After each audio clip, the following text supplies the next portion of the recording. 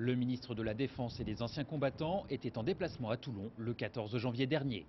Gérard Longuet visitait le nouveau bâtiment de projection et de commandement d'Ixmude. Le navire, conçu pour être polyvalent et pour agir loin de nos frontières, peut transporter un demi-régiment de l'armée de terre avec son matériel de projection amphibie et embarquer jusqu'à 16 hélicoptères.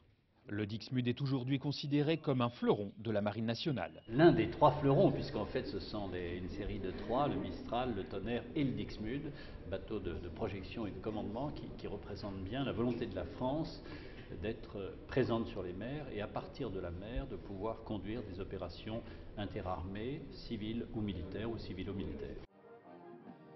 Le ministre remettait également plusieurs récompenses sur la place d'armes de la ville, avec notamment la Croix de la valeur militaire, avec Palme à l'école du personnel paramédical des armées pour sa participation aux opérations Pamir, Harmattan et Licorne, où des infirmiers formés ont été projetés. La frégate Courbet recevait la même distinction pour son engagement au large de la Libye. C'est un grand honneur pour le bâtiment qui vient récompenser un engagement exceptionnel qui a eu lieu un mois durant devant les côtes libyennes au mois de mars et avril dernier.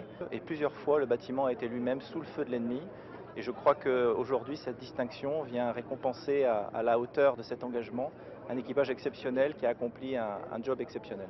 Merci de votre hospitalité. À l'issue de la cérémonie, le ministre a souhaité exprimer son attachement aux récompenses officielles.